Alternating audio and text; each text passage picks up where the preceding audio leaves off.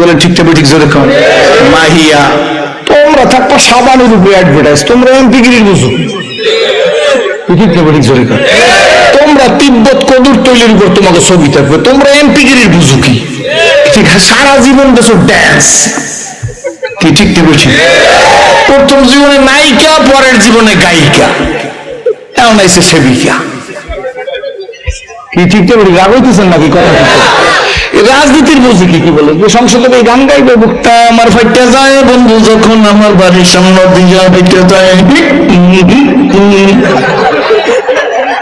গন্ড মূর্খের দল কি বলেন ঠিক নেবে ঠিক চলে এই দেশে টুপিয়া লাগো তাবলিগা লাগো পীরের মুড়ি দেবো আন্দোলন লাগো যে হাতা লাগো এই যে দমন করবে আল্লাহ কয় ঠিক আছে ধরি ধরি ধরি না ধরি ধরি ধরি না বুঝলে নাচবো সাবধান প্রধানমন্ত্রীর একটা বুদ্ধি আছে বঙ্গবন্ধুর মাঝে না ঠিক করে ঠিক জোরে করে আবার বুঝছেন না যে আমি কেউ খুশি করার জন্য বলতেছি একেবারে শোয়াই দিস ঠিক নেবে ঠিক জোরে করে এক জায়গায় আমি চিন্তা করছি খাইছে রে খাইছে পাগলের বিয়া ছাগলে বাজায় ঢোল কি ঠিক নেবে ঠিক জোরে করে নাইলে আর কইতে পারে যে আমি মেশকাত শরীফও পড়ি আবু দাউদ শরীফও পড়ি বুখারী শরীফও পড়ি তিরমিজি শরীফও পড়ে বাইহাকি শরীফও পড়ে সিয়া বলে 7টা পড়ে কি কইছে সিয়া এ বলে পড়ছে তাই গোরবানিরও সাগুজিরও ঠিক আছে নিজের সপ্তাহ মিথ্যা রাগ না আমি কোনো রাজনীতি কাজ করবো না আমার দরকার আছে কি বলে ঠিক নেবে ঠিক আমি কি ভোটে দাঁড়াবো নাকি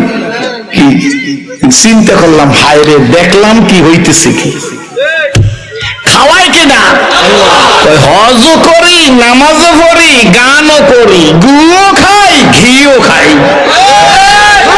ঠিক না ঠিক জোরে কয় যে কয় হজও করি গানও গাই সে গুও খায় ঘিও খায় চ্যালেঞ্জ বাটায় কারণ লাগবে না আমি সিরাজুল ইসলাম সিরাজি একা চ্যালেঞ্জ করবো a Muslim never break his word গুও খাও ঘিও খাও আবু জেলের দলে আছে মোহাম্মদ রাসূল সাল্লাল্লাহু আলাইহি ওয়াসাল্লামের দলে আছে বাগের ব্যবসা আল্লাহ করে না আমার ওয়াজ করে কোনো লাভ আছে হুজুরের দিকে অ্যাঙ্গেলে চাই কোনো লাভ আছে আমরা ঠিক আছে কি বলেন না খালি আমরা ওয়াজ দেখতে আসি আল্লাহ কি করে কি ঠিক নেবে ঠিক জোরে খালি দেখতেছি আল্লাহ কি করে এই আছে সুজত এর পাশে নার্গিস এর পাশে বিলকিস এর পাশে মমতাজ এর পাইবে মরিয়ম এর পাইবে কোরিয়ম ধরবে আসলে ম্যালেরিয়া আজীবন সঞ্চয় সব মুরব্বীরা ম্যালেরিয়ার পর আইছে চিকুনগুনিয়া এর পাইছে মুডাগুনিয়া আজীবন আমার জীবনের কথা আছে একটা নারার পাইপ নিয়ে খেজুর গাছে উঠা হাড়ির মধ্যে পাইপটা ঢুকে দিয়ে মুখ দিয়ে টান দিয়ে পেটটা ভরে রস খাই নেমে গেছি নিপা বি ভাইরাস কোনো ভাইরাসই আসলে না কি বাজান সত্যি না মিথ্যা জোরে করে এখন খেজুরের রস খাইলে বলে নিপা ভাইরাস হবে রসই নেই খাবি কি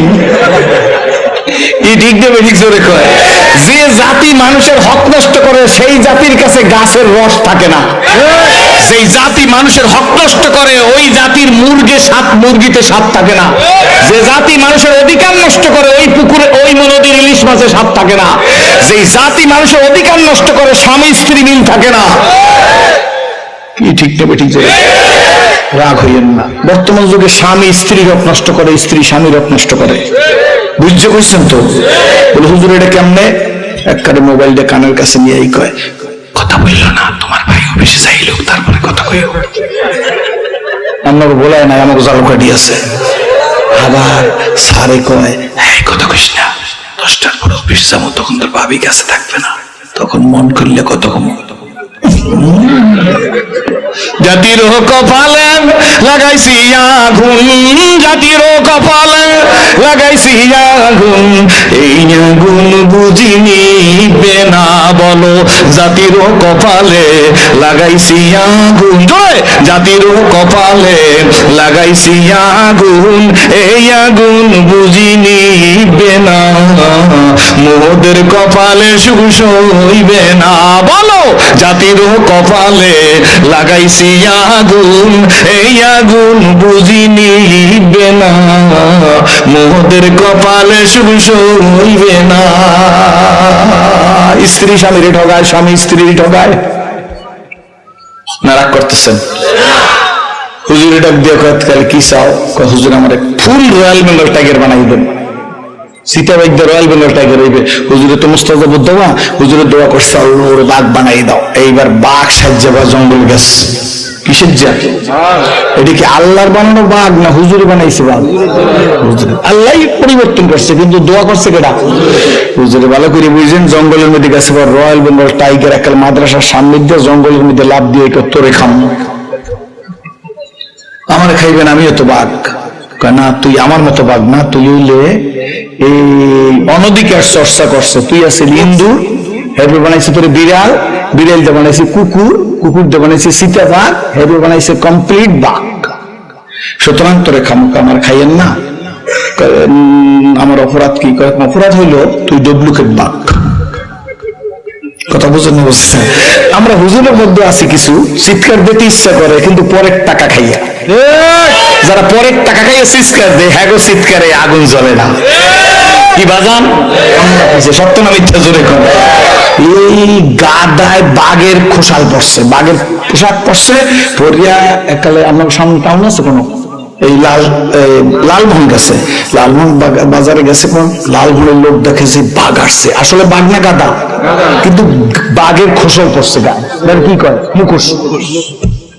কষ্ট হইতেছে না তো?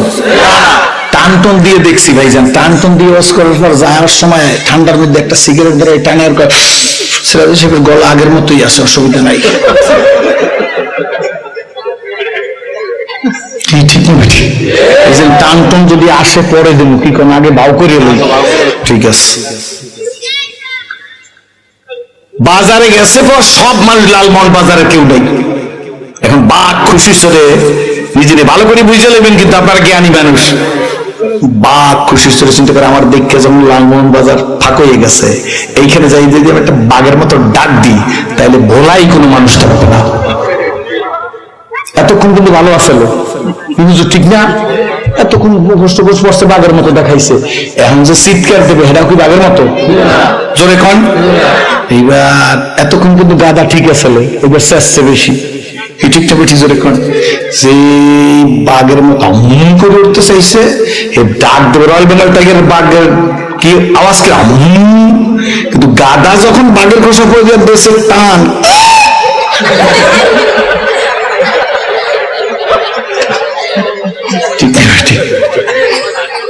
লালমোহন বাজারের দোকানদার ওই পলাই রয়েছে, কয় জাবের লাগিল বাঘ না গাদা। কি থামাদাম পিডান দেশে পর গায়ের খোসা ফাট দিয়ে গেছে, দেখেছে গাদা গাদা ভয় দেখাইছে।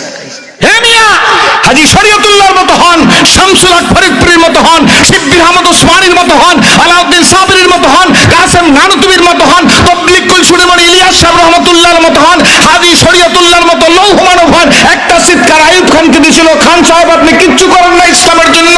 আইয়ুব খান ডাক দিয়ে বলে, হুজুর আমাকে চেনেন? আমি পাঠানের বাচ্চা পাঠান। আল্লামা শামসুল হক ফরিদপুরি বলছে, আমিও মুসলমানের বাচ্চা মুসলমান। আমি তো তার জীবনীতে পড়ছি, আর আমারই বাজানেরা দেখছে, ঠিক না? দেখছি শামসুল হক ফরিদপুরি বলছে, খান সাহেব আপনি পাঠানের বাচ্চা পাঠান, আপনি ফিল্ড মার্শাল আইয়ুব খান, আমি শামসুল হক মুসলমানের বাচ্চা মুসলমান। এ Muslim never break his word, ইসলামের জন্য কিচ্ছু করেন নাই। মাওলানা আমি পাঠানের বাচ্চা, আমি আইয়ুব খান ফিল্ড মার্শাল। মানুষ চিনে কথা বলতে হবে, আপনিও মানুষ চিনে কথা বলবেন। যদি আপনি এর চেয়ে বেশি বাড়াবাড়ি করেন, বাংলার 10 কোটি তৌহিদি জনতা নিয়ে আপনার বিরুদ্ধে দুর্বার গণ আন্দোলন করে তুলব। 100 দেখার রামুসা আইয়ুব খান ডাক দিকে, শিক্ষামন্ত্রী কই? মনে হয় জি স্যার, ইয়ে স্যার, হ্যাঁ স্যার আছে না? আমাদের দেশে নেতারা যদি, আমি কোন রাজনৈতিক দলের কথা বলি না, যদি কয় যে আজকে পশ্চিম দিকে সূর্য ইয়ে স্যার, জি স্যার, হ্যাঁ স্যার, কি ঠিকটা ঠিক চলে সত্য না মিথ্যা? কি বাজার এই জি স্যার, ইয়ে স্যার, হ স্যার, যা কইবেন তাই স্যার। এই যে ক্ষমতা থাকলে বড় বড় লিডারে ছোট লিডারে কয় বাপ করে।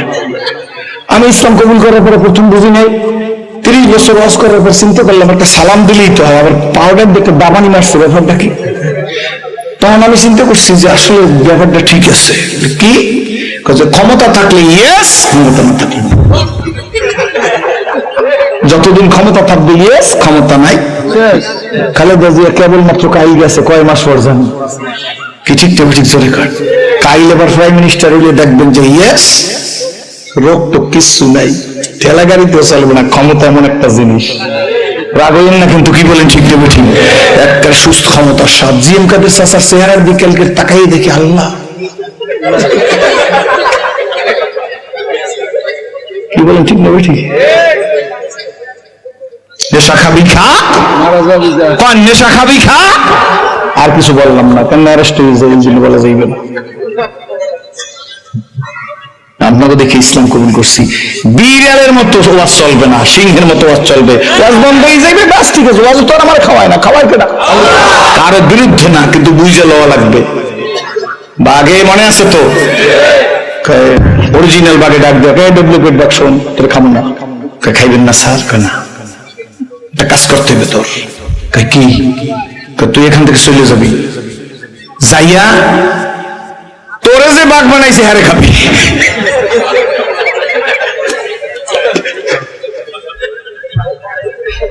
তোর একমাত্র রেহাই আছে, ওরে খাবি। বুঝছেন কিছু? বুঝছেন নিশ্চয়ই। চলিতে চরণ হইল বস কমিল বাহুর বল, অতীত জীবন কাহিনী স্মরণে নয়নে ঝরিছে জল। জড়তা মগ্ন হইল রসনা বাত নাই সরে মুখে, সকল সাহস কমিল আমার ভীতি ভরা শুধু বুকে। এস স্যার জি স্যার, হাসার মালিকেরই খামু। হুজুরের কাছে আইসা রুমের সামনে বসে রয়েছে, হুজুর সফর থেকে আইসা রুমটা খুলে দিয়েছে, আস্তে ধীরে ঢুকে গেছে।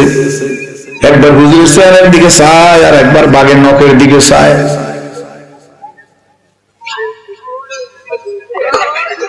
কি করবে কি করবে কয় না, নখের দিকে চায়, হুজুরের ধরবে। হুজুরকে তোর আলামত কি, ব্যাপার কি, অসুবিধা কি? হুজুর আপনারে খামো। আমার অপরাধ, হুজুর অপরাধ, আমার বিড়াল দিয়া বাঘ বানাইছেন, অনধিকার চর্চা করছেন, নায়িকারে মিম্পি বানাইছেন। কথার কথা আর কি, ওই ভারতের ঠিকঠাক এই একবারে ঠিকঠাক মতো টাকটা ভাসাইয়ে ফেন্ডাইয়ে পড়ছে একটা করে না ভাই, কত কান্না করা কিন্তু গায়ে লাগে না, ভেলা আমি এই নাম কইতে কইছি কোন কি চালাক গোলার মানুষ কোন দিয়ে ওয়াজ করতে দেবে, এরা সুস্থ ধরি ধরি ধরি না, ধরলে তোরে ধরি ধরি ধরি না। আমার আল্লাহ বলেন, ইন্না বাদশা রব্বিকা রব্বিকা রব্বিকা, তোর ধরলে আমি ছাড়ি না, তোর 14 গোষ্ঠী সানাসুর বানাইতে আমার একবার খালি কম।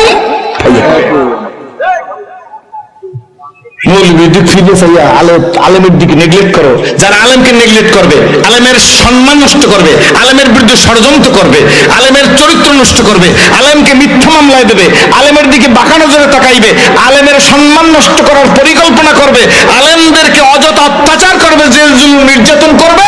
আল্লামা সানাউল্লাহ পানিপতি রহমাতুল্লাহ আলাইহির মালাবুদ্দ মিনহুর মধ্যে লেখছে, ঈমান নিয়ে কবরে যাইতে পারবে না।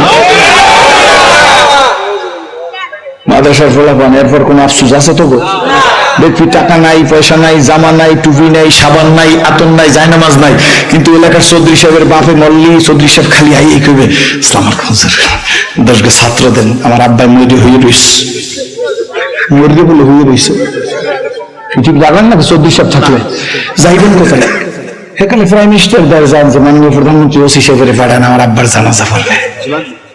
কথা বল না কেন হুজুর, ঠিক না ঠিক জোরে এত পারেন আপনি মরার আগে করে যে আমার বাবার জানাজা কোনো হুজুরি মুকাজ দিয়ে পড়ানো না, আমার জানাজা পড়বে লালমোহন থানার সম্মানিত নির্বাহী অফিসার স্যার।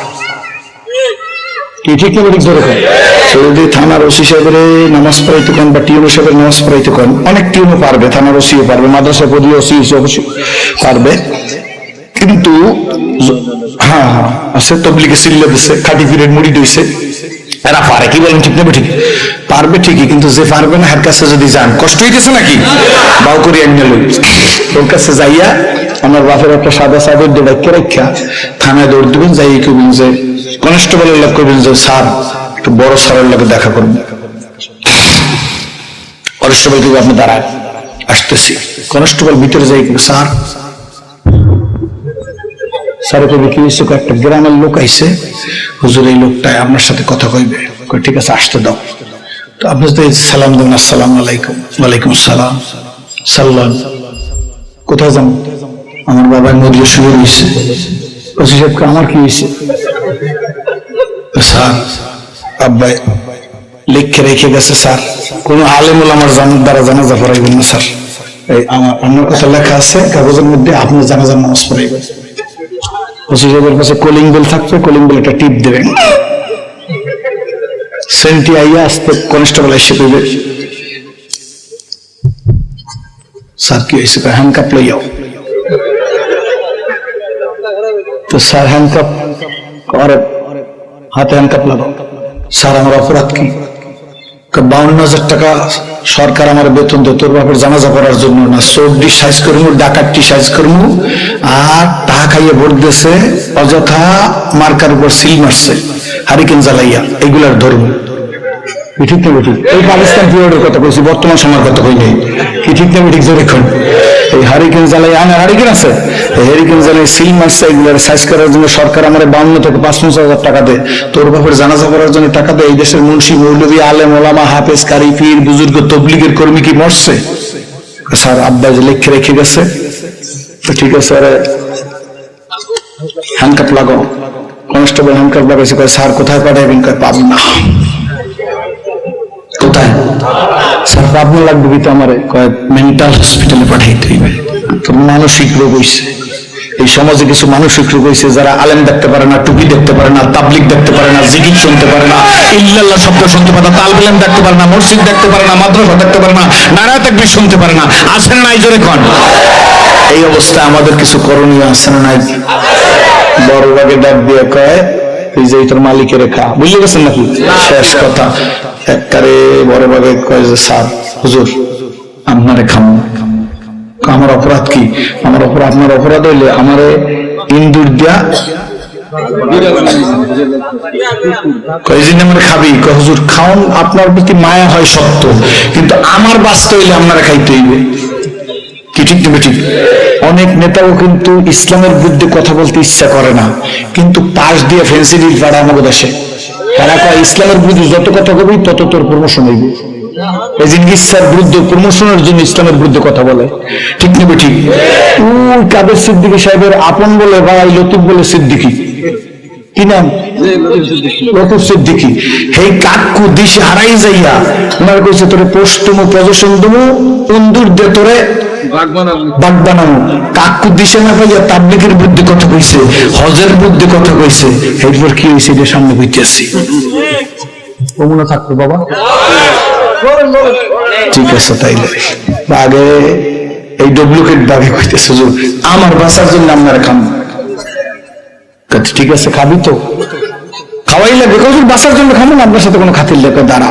2 রাকাত নামাজ পড়লে 2 রাকাত নামাজ পড়ে হুজুর হাতটা এনে বাবার মাথার উপর দিয়ে আল্লাহ আর ইন্দুর দা বাঘ বানাই দিছি, আবার ইন্দুর বানাই দাও। যে হুজুরের দোয়া করছে দিব্যিন্দুর, কি জোরে কম ইন্দুর খালি চায়, হুজুর দিক চায়, বুঝছো টিট ফর যেমন কুত্তা হেরাম মুগুর। কি বলেন? ঠিক না ঠিক? আমার বন্ধুরা, আমার ভাইরা, আমার বাবাজিরা, আসুন আমরা মানুষ, বিশ্ব নবীর উম্মত। কোরআন আমাদের গাইড বুক, ইসলাম আমাদের জীবন বিধান। এখানে 3টা কথার সাথে আমি একমত হই না পুরাপুরি। কেউ কেউ বুঝায় ইসলাম হইল ধর্মের নাম, কেউ কেউ বুঝায় কোরআন হইল ধর্মের বই নাম, আর নবী হইল ধর্মের নেতা। এই 3 কথার সাথে আমি একমত না। নবী হইল ইসলামী রিপাবলিক অফ মদিনার প্রথম প্রেসিডেন্ট। ইসলাম ধর্মের নাম না, ইসলাম জীবন বিধানের নাম। কেমন জীবন বিধান গো?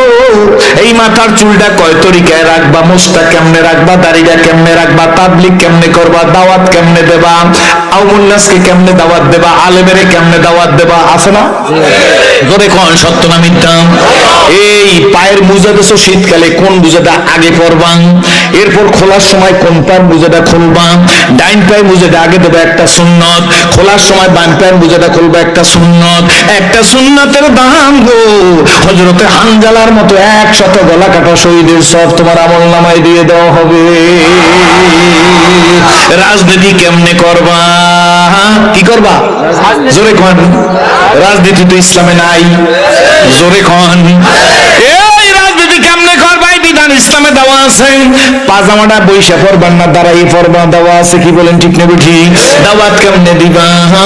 এই বিধি বিধান যেখানে দেওয়া আছে তার নাম হইল ইসলাম। সাহাবীদের এক জামাত আম্মা জান আয়েশা সিদ্দিকার কাছে গেছে, মা জননী গো, আপনি তো নবীজির সাথে এক বিছানার মানুষ, আম্মা জান আপনার কাছে জানবার জন্য আসি, কাইফা কানা খুলুকিন নবী সাল্লাল্লাহু আলাইহি ওয়াসাল্লাম। আম্মা জান গো, আপনি তো নবীজির সাথে এক বিছানার মানুষ, মা জননী গো, আমার নবী পাকের ক্যারেক্টার, চরিত্র, জীবনী খানা কেমন ছিল একটু জানবার চাই। বলেন না কেমন ছিল? আল্লাহ কোরআনে বলে না? জোরে কোন, ওয়া ইন্নাকা লাআলা, জোরে কোন সুবহানাল্লাহ। আম্মা জান ডাক দিয়ে বলে, বাবা সাহাবীরা গো, আফাতাকরাউনাল কোরআন, তোমরা কি কোরআন তাকরার করো না, তেলাওয়াত করো না? সাহাবীরা বলে, কলু বালা, জি মা গো, আমরা কোরআন তেলাওয়াত করি। আম্মা জান আয়েশা সিদ্দিকা ডেকে বলে, বাবা সাহাবীরা গো, কোরআন শরীফ যা তোমাদের নবী পাকের ক্যারেক্টার, চরিত্র, জীবনী হুবহু তা। 30 পারা কোরআন যা আমার নবীর 63 বছরের জিন্দেগি হুবহু তা। জোরে জোরে বলেন আলহামদুলিল্লাহ। খুশি না বেজার? এই কোরআনকে অনুসরণ করতে এসে হাল চাষ করবেন ইবাদত, পরিশ্রম করবেন ইবাদত, পায়খানা করবেন ইবাদত, দোকানদারি করবেন ইবাদত, রিকশা চালাইবেন ইবাদত, সাইকেল চালাইবেন ইবাদত, জমির মাটি শেষ কাটবেন ইবাদত। কি বলেন, ঠিক না বেঠিক? যা করবেন তার নাম ইবাদত। হযরত মুআয ইবনে জাবাল খেজুর গাছের উপরে খেজুর গাছ পরিষ্কার করতেছে। মুআয ইবনে জাবাল তাকায়া দেখে নবীজির সাথে সাহাবীরা যাইতেছে, নবীজির সামনে হাঁটে, সাহাবীরা পিছে পিছে হাঁটতেছে। মুআয ইবনে জাবাল বলে, হায় রে পেট, তোর তাগিদে আমি গাছে শ্রম দিতেছি, আমি জন্মজুর, আমি জন্মজুরের কাজ করতেছি। পেট যদি না থাকতো, খাওয়া যদি না লাগতো, সংসার যদি না থাকতো, ছেলে সন্তান যদি না থাকতো, ওই যে সাহাবীরা নবীর পিছে হাঁটে গো, আমি মুআয ইবনে জাবাল নবীজির পিছে পিছে হাঁটতাম। কিন্তু তকদীরের ফের পেটে দিছি ক্ষুধা, এই জন্য কাজ করতে হয়। মুআয ইবনে জাবাল তাড়াতাড়ি খেজুর গাছ থেকে নাইমে গেছে, একটা দৌড় দিয়ে নবীজির সামনে গিয়ে দাঁড়াইছে, সালামটা দিছে। আল্লাহর নবী আগে হাত বাড়াই দিছে, কিন্তু মুআয ইবনে জাবাল নিজের হাত দুইটা পরিষ্কার করে পিছে রাখছে। আল্লাহর নবী ডাক দিয়ে বলে, মুআয ইবনে জাবাল গো, আমি হাত বাড়াইলাম, তুমি কেন হাত বাড়াও না? মুআয ইবনে জাবাল বলে, হুজুর এই গাছ দিয়ে খেজুর গাছ পরিষ্কার করতেছিলাম। আল্লাহ রাসূল গো, রহমতের রাসূল গো, আমার জীবন আমি কি বলবো? নবীজি হাতের মধ্যে ধুলাবালি আছে, গাছের মতো ময়লা আছে, ময়লাগুলো হাতের মধ্যে লাগছে। ও নবীজি, আমি চাই না গো রহমতের রাসূলের হাতেই ময়লা হাতটা দেব।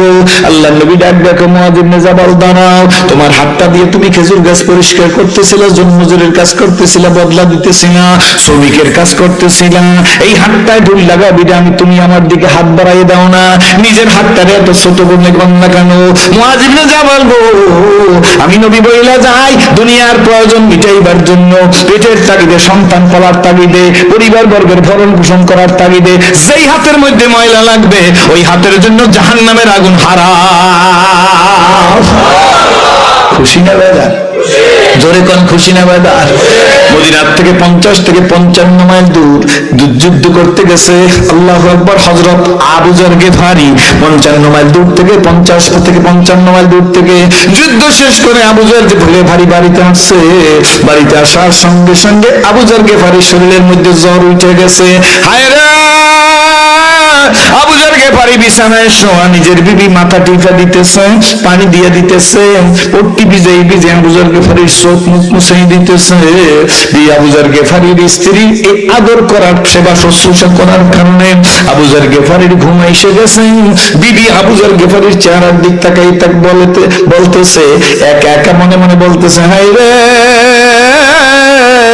যদি আল্লাহর হাবিবের প্রিয় সাহাবী আবু যর গিফারি দুনিয়া থেকে বিদায় হয়ে যায় গো, আবু যর গিফারির ঘরে, আমার স্বামীর ঘরে এমন কোন সম্পদ নাই যা দিয়ে তার কাফনের কাপড় হবে।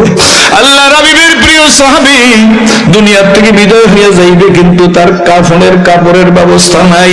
এই আফসোসে আবু যর গিফারির স্ত্রীর 2 ফোঁটা চোখের পানি আবু যর গিফারির গালের উপর পড়ছে। আবু যর গিফারির চেতনা ফিরে আসছে, ঘুম ভেঙে গেছে।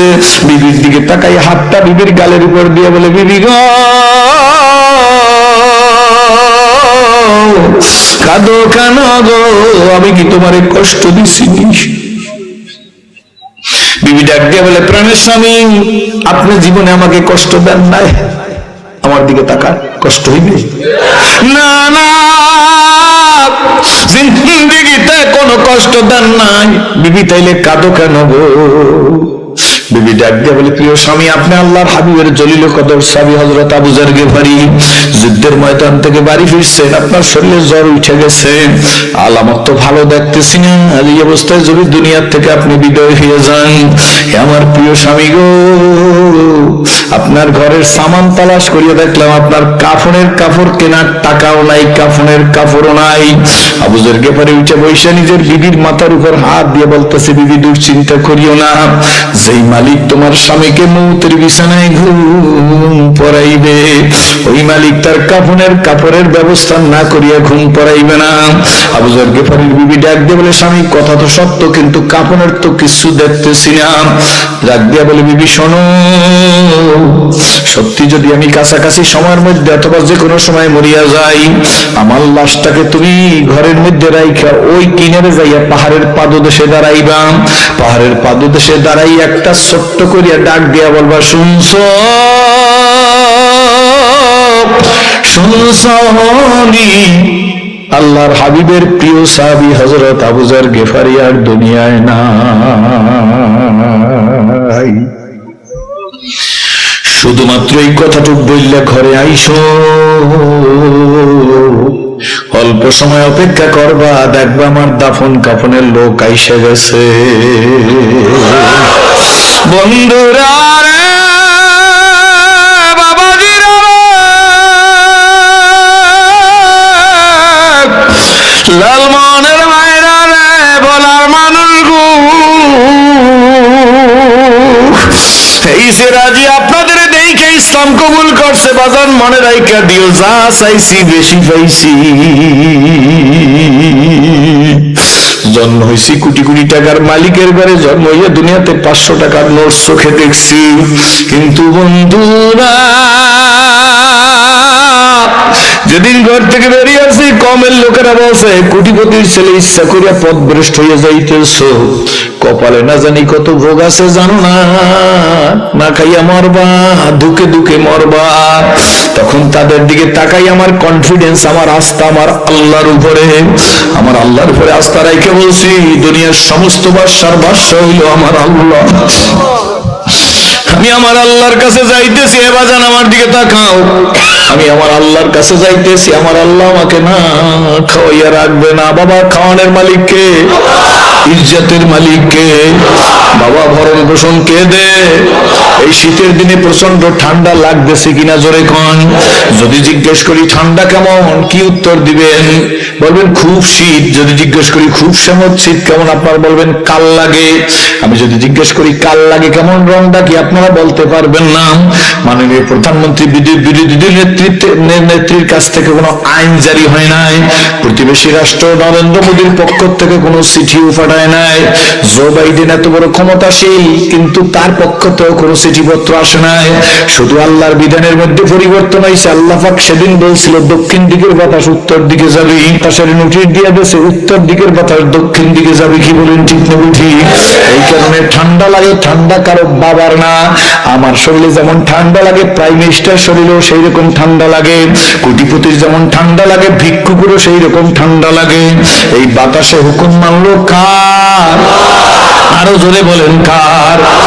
2 দিন আগে 2 মাস আগে খেজুর গাছ ভালো করিয়া কাইটা খেজুর গাছের পাটিটাকে যদি জমজমের পানি দিয়ে ধুইয়া সরমনায় সরসিনা মোকাম্মে হুদ্দ ফাঙ্গেশে তাল গেছে পিরজি থানবী গাজ্জালি তবলিগ জামাত ইসলাম শাসনতন্ত্রের আমিরের হাতে হাত দেওয়াইয়া কলসাইডে ফাইটা খিলি লাগাই বলতেন খেজুর গাছ বেশি দুধছে বেশি রস চাই না, 1 কাপ রস চাই হইতো জোরে কন।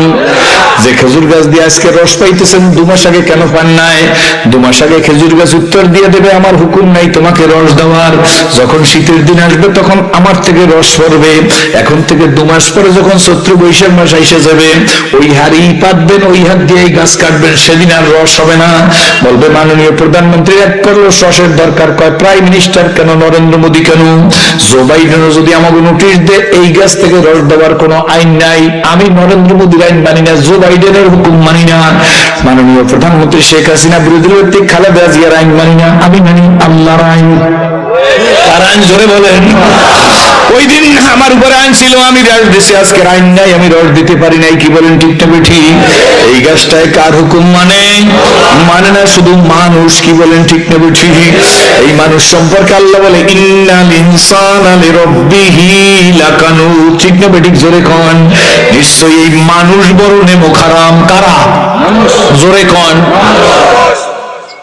খায় আমার ডা সেজদাতে পীর বাবার পায়, সত্য না মিথ্যা জোরে বলেন। গাছ বাতাস পানি সব কার হুকুম মানে? এই মাঠে 2 মাস আগে 3 মাস আগে আষাঢ় শ্রাবণ মাসে পানি থাকে কিনা, অথই পানি থাকে কিনা বাজান? এখন আপনারা বসছেন শুকনো জায়গায় না পানির মধ্যে, ওই পানি এখন নেছে কে? কোন বোতলে নিয়ে ভরিয়ে রাখছে?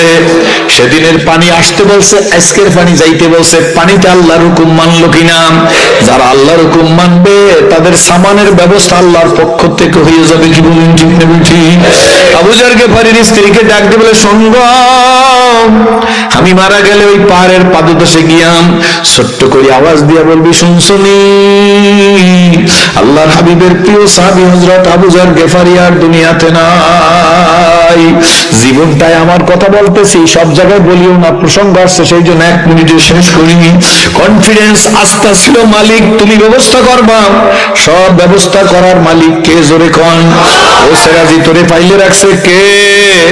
সাথে একটা কথা বইলে যাই, নতুন লোক তো প্রায় মাহফিলেই থাকে, স্কুল কলেজ ইউনিভার্সিটির ভাইরা, পথহারা মথহারারা, আল্লাহকে মানো, আল্লাহকে যারা মানো না, ইসলাম বিদ্বেষী, ইসলামের পক্ষে, সবাই পায়ের উপর হাত দিয়ে আমি সেরাজি বইলা যাইবা যান। হয়তোবা আমি বুঝাইতে পারবো না, আপনাদের বোঝার যোগ্যতা আছে, হয়তো আমার বুঝাইবার এলেম নাই, আপনাদের বোঝার এলেম আছে। বাবা বন্ধুরা আমার, আল্লাহকে ধরো, আল্লাহকে ধরো, আল্লাহর হুকুম মানো, আল্লাহর হুকুমের রশি গলায় লাগাও, মালিকের মহব্বতের রশি গলায় লাগাও। সোনামণিরা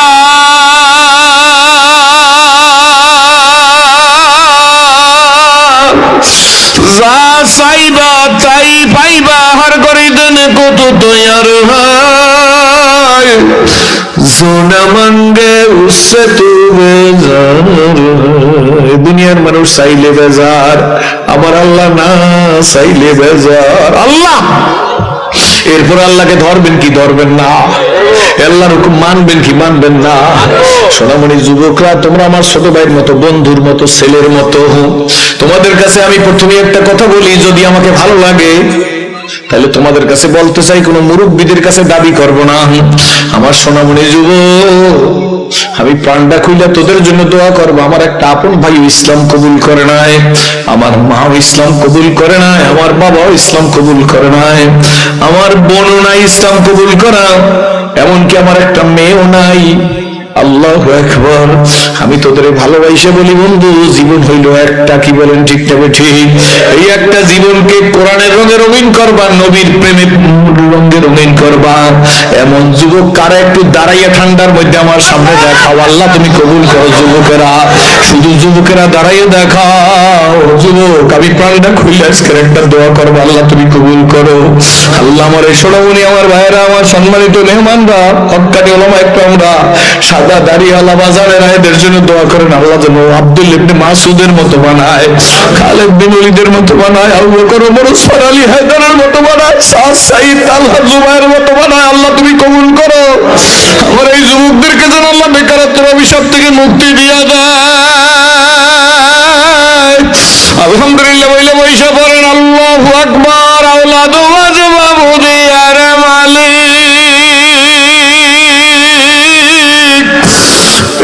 কিছু ভুলাইয়া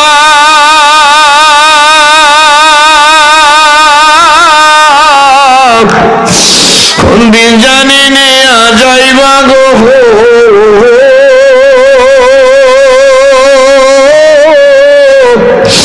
এই মসজিদের পালকিতে শোয়াইয়া রে কবর দশে যাইয়া একা কবরে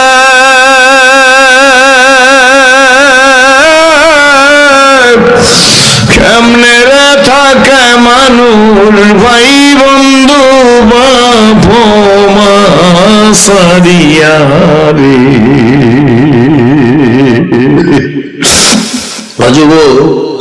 বড় খুশি হয়েছি, সম্মানিত ওলামায়ে কেরাম নিশ্চয়ই খুশি হয়েছি, কি বলেন ঠিক না ঠিক?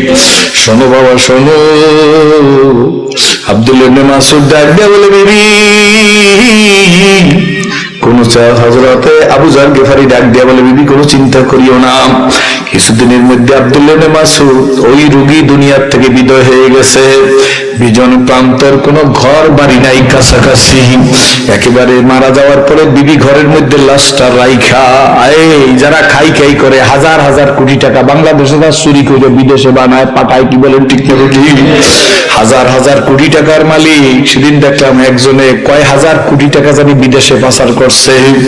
আরে পাগল, তোরও দিন যাবে আমারও দিন যাবে, কি বলেন ঠিক না ঠিক? আল্লাহ রে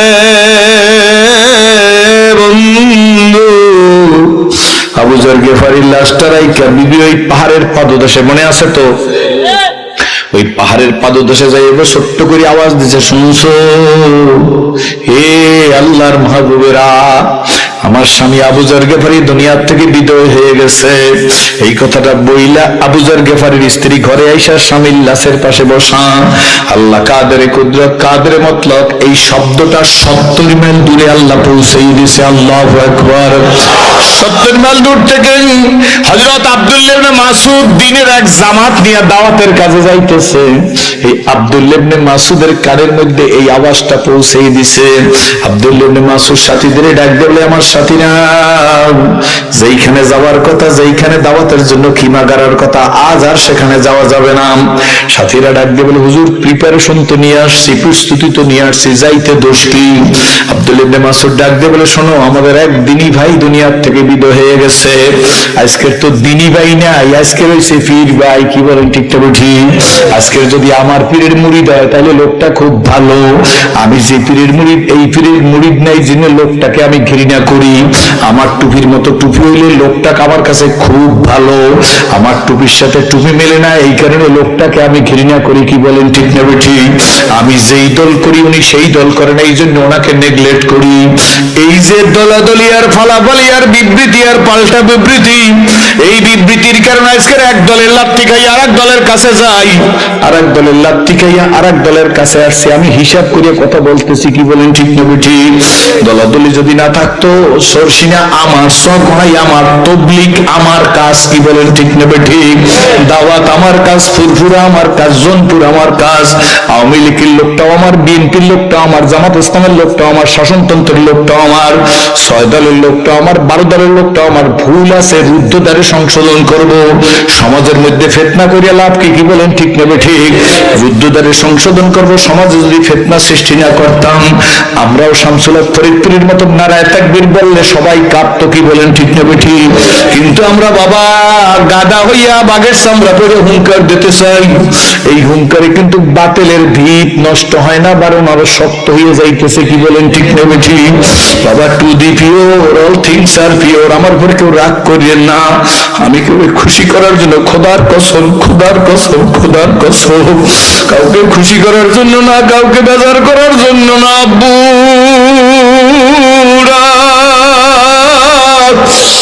বুঝা ফেলাইছি মরা লাগবে না, না যুবক, মরা লাগবে না, মরা লাগবেই লাগবে। কি বলেন ঠিক না ঠিক? মরা লাগবে না, মরা লাগবেই লাগবে। মরা যখন লাগবে, শোনো, 2 ঘন্টা 2.5 ঘন্টা ওয়াজ করিয়া যাই, একটা একামতে দিনের কথা বলি না। কি বলেন ঠিক না ঠিক? মাগনা নিজের ভাত খাইয়া দাওয়াত দিতে আসছে, তার দিকে একটু ফিরিয়াও চাই না। কি বলেন ঠিক তবে ঠিক? লোকটা ডাক দিয়ে বলে, আব্বু বসেন। ভাড়ার টাকাও চাই নাই, হাদিয়াও চাই নাই, স্পিড ব্রেক ভাড়াও চাই নাই, মাইক্রো ভাড়াও চাই নাই। এরপরে বলে একটু বসেন, তাও তো বসি না, বরং নাই নেই বলি পিকনিক করতে আসছে। কি বলেন ঠিক তবে ঠিক? তোর মতো কপাল পরা আর কেউ নাই। লোকটা এসে বলে, ভাইজান 3 দিন সরমনের মাহফিলে চলেন, আপনারও কাজ নাই, আপনারা যাই থাকেন। 3টা দিন তবলিগের সময় দেন, আপনাদের কাজ নাই, আপনারা যাই থাকেন। আজ বুঝবা না, বুঝবা কাল, নিজের কপাল থাবড়াবার দিবা গাল। তুমি বলো সময় নাই, আমি বলি সময় নাই। পানির মধ্যেও তো কোনো ছিদ্র নাই। কি বলেন ঠিক না ঠিক? পানিতেও তো কোনো ছিদ্র নাই, কিন্তু গামছা কাঁধে দিয়ে পুকুরের পাড়ে যাইয়া যখন পানির মধ্যে নাইমা ডুব দিই, পানির মধ্যে ঢুকতে পারি কি পারি না? জোরে বলেন। এই পানিতে কোনো ছিদ্র আছে নাকি আব্বা? জোরে খন। পানির মধ্যে কোনো ছিদ্র আছে? এই পানির মধ্যে ছিদ্র করলো কে? কয় আমি যখন ডুব দিছি ছিদ্র হয়ে গেছে। তুমি যখন সময় আল্লাহর জন্য দেবে, আল্লাহ পাক তোমার সময়ের বরকতটা নসিব করিয়ে দেবে। কি বলেন ঠিক নেবে ঠিক? এত বরকত বুঝাইতে চেষ্টা করি, মানুষ কেন বোঝে না? একটা কুকুরের বাচ্চা হয় 6টা 7টা 8টা। কি বলেন ঠিক নেবে ঠিক? একটা কুকুরকে জবাই দিয়ে খায় না, একটা কুকুর কোনো পূজা পার্বণ অনুষ্ঠানে লাগে না, একটা কুকুর দিয়ে কেউ সেবা শুশ্রূষা করে না। কিন্তু একটা গরুর বাচ্চা হয় একটা, দৈনিক 1000 1000 লাখ লাখ গরু জবাই হয়। কি বলেন ঠিক নেবে ঠিক? এরপরে পরিসংখ্যান মন্ত্রীর কাছে জিজ্ঞাসা করেন, এই দেশে গরু বেশি না কুকুর বেশি? পরিসংখ্যান করা লাগবে না, এমনি আপনারাই বলবেন হুজুর কুকুরের চাইতে গরু বেশি। কেমনে? কুকুর হইলো 7টা, গরু হইলো একটা। একটা কুকুর কেউ জব দিয়ে খাইলো না, কিন্তু গরু লক্ষ লক্ষ জব হয়ে গেল। কি বলেন ঠিক নেবে ঠিক? অর্থাৎ ওই কুকুর 7টা 8টা 10টা হইলে লাভ হইবে কি? কুকুরের মধ্যে বরকত নাই। গরু একটা বাচ্চা হইলে লাভ হইবে কি? এই গরু লক্ষ লক্ষ খাইলে কাজ হইবে কি? গরুর মধ্যে হইলে বরকত। হারামের মধ্যে কোনো বরকত নাই, সব বরকত হইলো হালালের মধ্যে। কি বলেন ঠিক নেবে ঠিক? এই জন্য বাবা বুকে হাত দিয়া বলবেন, সরমনাই আমার, সরসিনা আমার, ফুরফুরা আমার, জনপুরা আমার, তবলিগ আমার কাজ। নুরির মোয়ার মতো যদি মিল্লা থাকতে পারি, এই কপালে সুখ হবে না হয় মুসলমানের জিল্লেতির আর কোনো শেষ থাকবে না। কষ্ট কিন্তু শুরু হয়েছে, এখন পর্যন্ত আরম্ভ হয় না, শেষ হবে কোথায় যাইয়া বলতে পারি না। কি বলেন ঠিক নেবে ঠিক? শোনো বন্ধু, এসেছিলে যেদিন কেঁদেছিলে তুমি, এসেছিলে দুনিয়ার সবাই। আবার এমন জীবন তুমি করো এ গঠন, মরিলে হাসিবে তুমি, কাঁদিবে ভুবন। সত্যের মনে আসতো? কষ্ট হয় নাকি? 70 মাইল দূর থেকে আব্দুল্লাহ ইবনে মাসউদের কানে এই শব্দটা পৌঁছে দিয়েছে। আব্দুল্লাহ ইবনে মাসউদ ডাক দিয়ে বলে, সাথীরা, আমাদের প্রিয় ভাই আবু যর গেফারি আর দুনিয়াতে নাই, ওনার জানাজা দাফন কাফনে যাব। তখন সাথীরা ডাক দিয়ে বলে, হুজুর উনি যে মারা গেছে আপনার কাছে কে বললো? উটের ভিডিও কেউ আসলো না, টেলেক্স টেলিফোন মোবাইল তো সেই যুগে ছিলই না।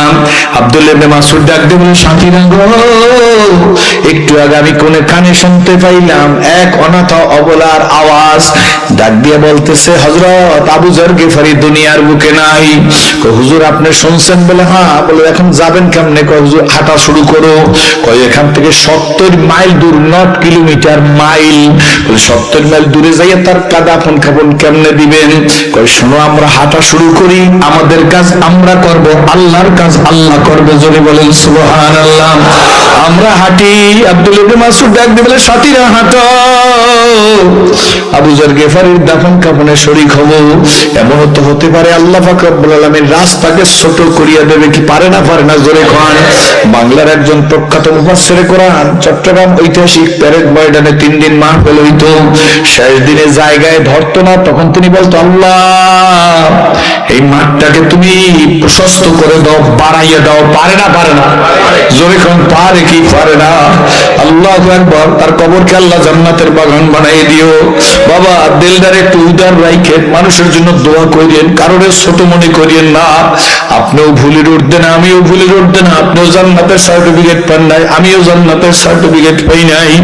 বরঞ্চ যেখানে পাইবে চাই কুড়াইয়া লইও তাই, পাইলেও পাইতে পারো অমূল্য রতন। আব্দুল্লাহ ইবনে মাসউদ হাঁটা শুরু করছে সাথে ধরে নিয়ে, আল্লাহর রাস্তা ছোট করিয়ে দিয়েছে। জোরে কোন সুবহানাল্লাহ। যেই সময় যাওয়ার কথা তার আগে চলে গেছেন। আবু যর গিফারির ঘরের সামনে যাইয়া আব্দুল্লাহ ইবনে মাসউদ ডাক দিয়ে বলে, আমাদের বোন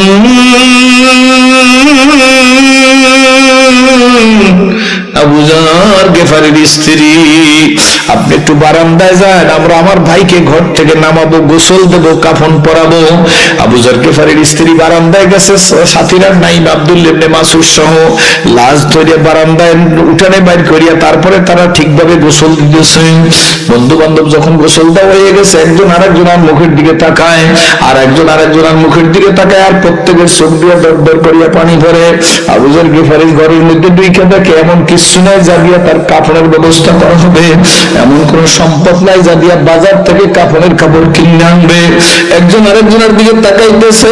আব্দুল্লাহ ইবনে মাসউদ নামাজে দাঁড়ানো, নামাজের সালাম ফিরে দেওয়ার পরে যারা গোসল দিয়েছে তারা আব্দুল্লাহ ইবনে মাসউদের কাছে গেছে, হাতের ইশারা করে কয়, হুজুর গোসল তো দাও হয়ে গেছে, কিন্তু কাপড়ের কাপড় কই? আব্দুল্লাহ ইবনে মাসউদ কেঁদে ফেলছে, কাপড়ের কাপড় দেখো না বলে না, চিন্তা করিও না, যে মালিক আমাদের ভাই আবু যর গিফারিকে মউতের বিছানায় ঘুম পড়াইছে, সেই মালিক আমার ভাই আবু যর গিফারিকে বেইজ্জত করবে না। বলে, হুজুর কত তো ঠিক, কিন্তু তার কাফনের কাপড় কোথায়?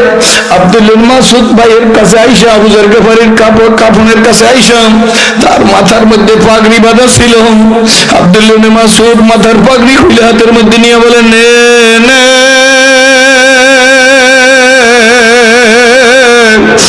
আমার বন্ধুরা নে, আমি আব্দুল্লাহ ইবনে মাসউদের মাথার পাগড়ির মধ্যে আমার ভাই আবু যর গিফারির কাফনের কাপড় রেখে দিয়েছে। আব্দুল্লাহ ইবনে মাসউদের মাথার পাগড়ি দিয়ে আবু যর গিফারির কাফনের কাপড় বানাইছে। বন্ধুরা বুঝি না, বুঝাইতেও পারি না রে বন্ধু, দুনিয়া গরিব কোটিপতি লাখপতি বিদ্যানে টাকালা বাড়িয়ালা, দুনিয়াতে ছেলে সিনসি ছেলের ক্ষতি হইলে কান্না আসে, দুনিয়াতে মেয়ে সিনসি মেয়ের বিয়ে না হইলে দুশ্চিন্তায় পড়ি, দুনিয়াতে সম্পদ সিনসি সম্পদ কইমা গেলে কান্না আসে, দুনিয়াতে চাকরি সিনসি চাকরি সইলে গেলে গোপনে গোপনে কাঁদি, দুনিয়াতে বিদেশ সিনসি বিদেশ যাওয়ার জন্য পাগল হয়ে গেছে, দুনিয়ায় মেম্বার সিনসি মেম্বার হওয়ার জন্য লক্ষ লক্ষ টাকা খরচ করি, কি বলেন ঠিক না ঠিক? দুনিয়ায় চেয়ারম্যানি শিখছি এই জন্য, চেয়ারম্যানি বুঝছি এই জন্য, চেয়ারম্যানি করার জন্য লক্ষ লক্ষ কোটি কোটি টাকা। সেদিন গেলাম কোথায় জানি গোপালগঞ্জ, এক জায়গায় একজন বললো যে একটা ইউনিটের মেম্বার হওয়ার জন্য 1,20,00,000 টাকা খরচ করছে একজন মেম্বার হওয়ার জন্য। ভাইজান এই লোকটার ব্রেনের মধ্যে বলে, ব্যাপার কি? ইটালি ছিল টাকার মালিক, কি বলেন ঠিক না ঠিক? দুনিয়ায় বিবি সিনসি বিবির জন্য পাগল, দুনিয়ায় প্রেমিকা সিনসি প্রেমিকার জন্য পাগল, কিন্তু আসলে মালিকের চিনি নাই, এই জন্য মালিকের জন্য পাগলও হইতে পারি নাই, কি বলেন ঠিক না ঠিক? আমার বন্ধুরা, আমার ভাইরা, আমার বাবাজিরাম, আসুন আল্লাহর হাবিব মুহাম্মদ আয়েশা সিদ্দিকা সহ সাহাবীরা আল্লাহর হাবিবের জুব্বা মোবারকটাকে টাইনা বুক পর্যন্ত নিয়ে আসছেন। হুজুরের জুব্বা খুলে হুজুরের শরীরের মধ্যে তেল মালিশ করবে অথবা হুজুরকে গোসল করাইয়ে দেবেন। এমন সময় আল্লাহর হাবিবের বুক পর্যন্ত জামাইন আম্মা সাহেবানিরা কান্না শুরু করিয়া দিচ্ছে। আল্লাহ রাসূল পূর্ণিমার চাঁদের মতো চেহারা, এই চেহারার মধ্যে এত বসন্তের দাগ কেন? আল্লাহ রাসূল ডাক দিয়ে বলে, আমার বিবিরা, তোমরা কি জানো না পয়গম্বরদের জন্য বসন্তের ব্যারাম হারাম? আল্লাহ রাসূল এই দাগগুলা কিসের? আল্লাহ নবী ডাক দিয়ে বলে, আমার বিবির এগুলা কলেমার মহব্বতের দাগ। সম্মানিত ওলামায়ে কেরামরা, আপনাদের পায়ের জুতো আমি মাথায় নিয়ে বলি, এখন পর্যন্ত আমাদের একটা সর মারে নাই কেউ, পিটায় নাই কেউ, আমাদের দিকে জুতা নিক্ষেপ করে না, কি বলেন ঠিক না ঠিক? অথচ ইমাম বুখারী রাহমাতুল্লাহ আলাইহি প্রত্যেক শুক্রবার দিন স্পষ্ট হয় না তার গায়ের মধ্যে ব্যাট মারতো, কি বলেন ঠিক না ঠিক? ইমাম আবু হানিফা রাহমাতুল্লাহ আলাইহি জেলে নির্যাতন করা হয়েছে। আমরা তো কিছুই না, একটা হকের দাওয়াতও দিতে চাই না, একটা হকের কথাও বলতে চাই না, সত্য না মিথ্যা। একটু সামনে আগাই আসতে হবে, নিজের জীবনটাকে পরিবর্তন করতে হবে। সত্য না মিথ্যা জোরে বলেন।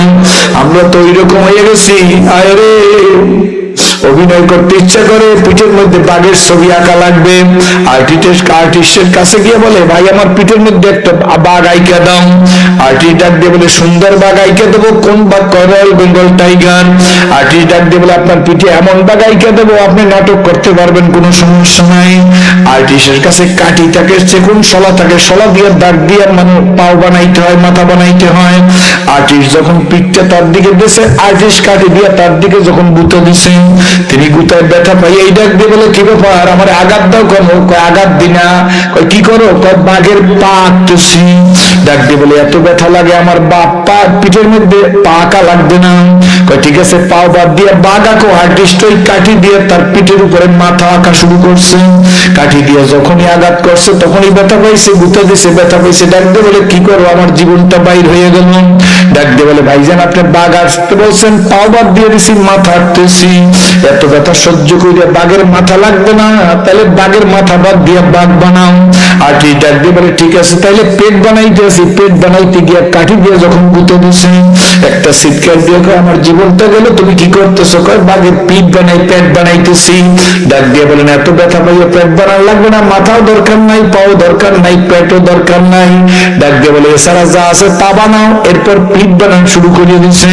কাঠি দিয়ে যখন আঘাত করছে তখন চিৎকার দিয়ে বলে, কি বানাইতেছো? বাঘের পিঠ বানাইতেছি। তখন ডাক দিয়ে বলে, পিঠ বানাবার দরকার নাই, এছাড়া যা আছে তা বানাও। আর্টিস্ট কাঠিটারে ফিট মাইরে ফেলাই দিলে, যে বাঘের পাও নাই, যে বাঘের মাথা নাই, যে বাঘের পেট নাই, সে বাঘের পিঠ নাই। এই বাঘ আল্লাহ বানায় নাই, আমিও তোমার পিঠের মধ্যে বানাইতে পারবো না। দাওয়াত দিতে গেলে কয় সময় নাই, জিহাদ করতে গেলে কয় সাহস নাই। কি বলেন ঠিক না ঠিক? জিকির করতে গেলে বলে এত পারা যায় না। এক এক করে সব সারিয়ে দেওয়ার কারণে আজকে আমাদের ইসলামী সারিয়ে দিছি। কি বলেন ঠিক না ঠিক? ভাই জানতা হয় না, আল্লাহর হাবিব যারে না বানাইলে আসমান জমিন গ্রহ নক্ষত্র সৌর জগৎ নবমণ্ডল ভূমণ্ডল কিছু বানাইতো না।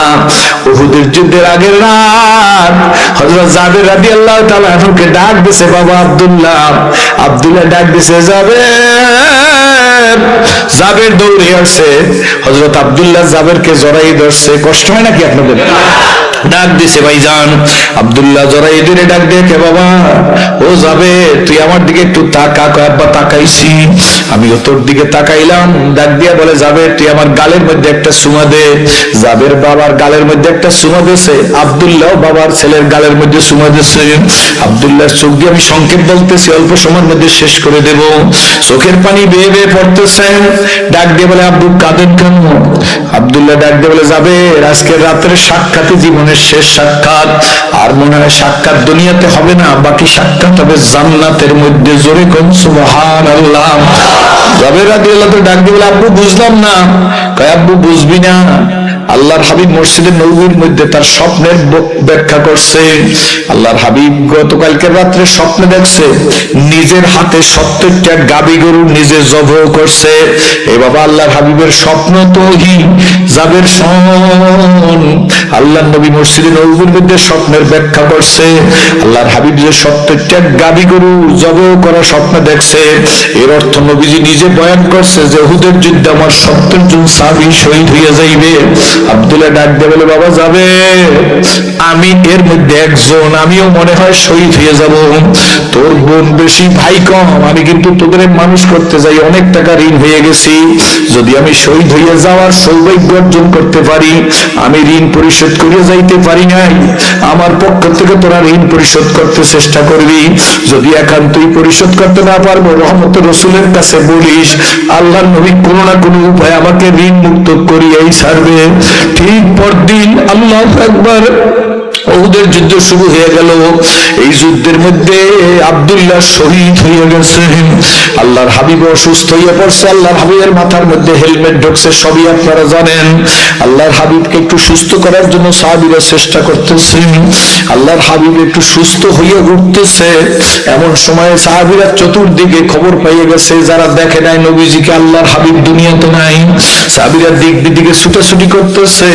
আল্লাহু আকবার। আল্লাহর নবী ডাক দেখে সাহাবীরা সাহাবীরা দিক বিদিক যাইও না, আমার কাছে আসো, আমার সামনে দেখো ওদের যুদ্ধে আমার সোয়াদারা কই, আমার যে সাহাবীরা শহীদ হয়ে গেছে এই সাহাবীদের আইনে আমার সামনে রাখো।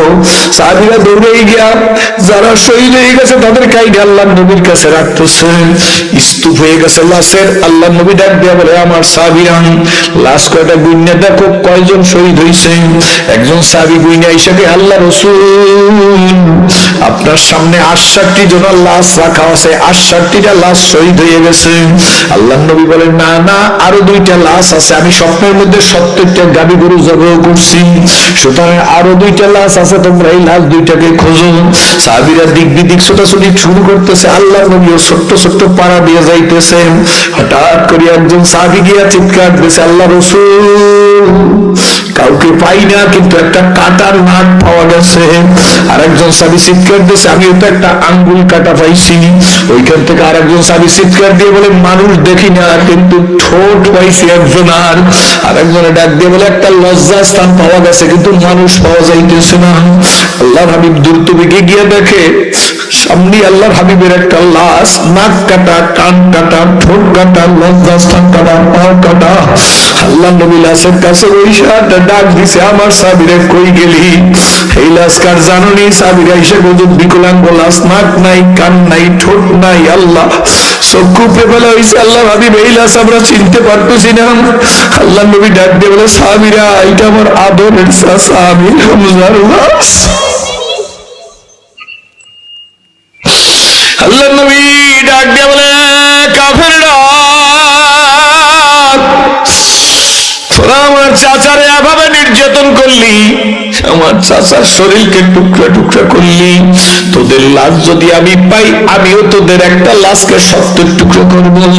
আল্লাহ পাক রব্বুল আলামিন সঙ্গে সঙ্গে নবীকে জানাই গেল, নবী গো আপনি তো আমার সালমাকা ইল্লা রাহমাতাল লিল আলামিন, আপনি দুনিয়ার মানুষের দুনিয়ায় রহমত শুরু করছেন, আপনি পারবেন না। আপনি তো ইন্নাকা লা আলা খুলুকিন আযীম, আপনি তো লাকাদ কানা লাকুম ফি রাসূলিল্লাহি উসওয়াতুন হাসানাহ। আল্লাহর হাবিব ওই কসমের কাফারত সে কসম করে ফেলাইছিল। আল্লাহর হাবিব ডাক দিয়ে বলে, আমার চাচা হানজালা লাশ তোরা একত্র কর, নাক, ঠোঁট, কান কাটা, লজ্জা স্থান কাটা। আল্লাহর হাবিব কাঁদতেছে, ডাক দিয়ে বলে, সাহাবীরা কয়টা লাশ হইল? কয় হুজুর আপনার চাচার লাশ 70টা লাশ। আল্লাহর নবী ডাক দিয়ে বলে, আরো একটা লাশ আছে, খুঁজতে থাকো। সাহাবীরা দিক বিদিক খোঁজাখুঁজি করতেছে, আল্লাহর নবীও খোঁজাখুঁজি করতেছে। বাবা শুধু ঘটনা বলার জন্য না, আমল করার আছে, কি বলেন ঠিক না ঠিক? হঠাৎ করে সাহাবীরা পায় না লাশ একটা, হঠাৎ করে দেখে এক উহুদের কোণার থেকে একজন মহিলা, তার আঙ্গুলও দেখা যায় না, হাতের মধ্যে সবুজ পাগড়িনার মতো একটা কাপড় নাড়াইতেছে। সাহাবীরা দৌড়ে গেছে, শুনে সে কলেমা পড়তে পড়তে আসতেছে। উহুদের যুদ্ধে তো মহিলাদের আসা নিষেধ। আল্লাহর হাবিব বসাম। সাহাবীরা গিয়ে বলে, হে মা তুমি কই যাও? ডাক দিয়ে বলে, আমি আল্লাহর হাবিবের কাছে যাব। ব্যাপার কি? আল্লাহর হাবিবের কাছে একটু যাওয়ার ব্যবস্থা করিয়া দেন। আল্লাহর হাবিবের কাছে আসার পরে বলতেছে, ইয়া রাসূলুল্লাহ মহিলা আপনার সাথে দেখা করতে চায়। আল্লাহ নবী ডাক দিয়ে বলে, তাকে আসতে দাও। নবী যে আগাই গেছে। আল্লাহ নবী ডাক দিয়ে বলে, মাগো তোমার পরিচয় কি? মহিলা ডাক দিয়ে বলে, ইয়া রাসূলুল্লাহ হাবিবাল্লাহ আমার পরিচয় দিয়া লাভ কি? আমার পরিচয় দেওয়ারই বা কি আছে? হুজুর আমি ওই অবলা নারী, গতকালকের আসরের নামাজের বাদে মসজিদের নববীতে যার বিয়ে পড়াইছিলেন, আপনার প্রিয় সাহাবী হানজালাকে বিয়ে পড়াইছিলেন, আমি সেই হানজালার স্ত্রী। আজকের উহুদের যুদ্ধের কারণে আমার স্বামীকে আমার ঘরে কালকে থাকতে অনুমতি দিয়েছিলেন। আমার স্বামী আমার কাছে ছিল, আমার স্বামীর উপর গোসল ফরজ হয়ে গেছে। আমার স্বামী ঘুমে নিমগ্ন আমার কোলের কাছে, এমন সময় কে যেন ঘরের পিনার থেকে বলতে বলতে যাইতেছে, মুহাম্মদুর রাসূলুল্লাহ দুনিয়ায় নাই, কার জন্য বাঁচবি? শোনার সঙ্গে সঙ্গে আমার স্বামী হানজালা লাফ দিয়ে উঠছে। আমার ঠোঁটটা ধরিয়ে ডাক দিয়ে বলবি, তরবারি কই দে। ডাক দিয়ে জামা ধরিয়ে বলছি, কই যান? তরবারি দিয়ে কি করবেন? বলে, বিবি নবী নাই, কার জন্য দুনিয়ায় থাকবো? বলে, হুজুর আমি আমার স্বামীর জামার টান দিয়ে বলছি, আপনি মনে হয় ভুলে গেছেন। আপনি কি ভুলে গেছেন আপনার উপরে গোসল ফরজ? একটু দাঁড়ান। যাবেন তো যাবেনই, কূপ থেকে 2 বালতি পানি আপনার শরীরে ঢাইলা দিয়ে আপনি চলে যান। আমার স্বামী আমার দিকে তাকাই বলে, বিবি গোসল করার সময় নাই, আল্লাহর হাবিব দুনিয়াতে নাই, দেখা হবে জান্নাতের মধ্যে। ইয়া রাসূলুল্লাহ ইয়া হাবিবাল্লাহ আমার স্বামী ওদের আমি শুনছি আমার স্বামী শহীদ হয়ে গেছে, সুসনাই কিয়ামতের ময়দানে আমি শহীদের স্ত্রী বললে আল্লাহর সামনে দাঁড়াই যাব। কিন্তু নবীজি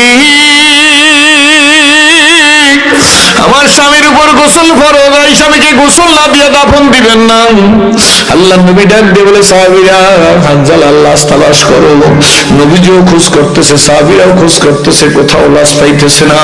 হঠাৎ করে আল্লাহর হাবিবের চক্ষু আসমানের দিকে, আল্লাহর হাবিব আকাশের দিকে তাকাই দেখে ফেরেশতারা হানজালার লাশ কফিন সহ নিয়ে আসতেছে। তখন হানজালার দাড়ি বেয়ে টপ টপ করিয়া পানি পড়তেছে, চুল বেয়ে টপ টপ করিয়া পানি পড়তেছে। আল্লাহর হাবিব কেঁদে ফেলছেন, ডাক দিয়ে বলে, হায় রে, হানজালার লাশ নিয়ে গেছে আসমানে ফেরেশতারা গোসল করতে। হানজালার উপরে গোসল ফরজ। আমি নবীর কাছে খবর নাই, কিন্তু আল্লাহর কাছে খবর আছে। কি বলেন ঠিক তবে ঠিক? ইসলাম কবুল করার আগে এই ঘটনা পড়তাম আর বিনাই বিনায় কাটতাম, সেই দিন ইসলাম কবুল করি নাই। আপনাদের দেখে আজকের বুঝতেছি, আপনাদের কাছে আইসা অনুভব করতেছি যে সেই ইসলাম কি জিনিস।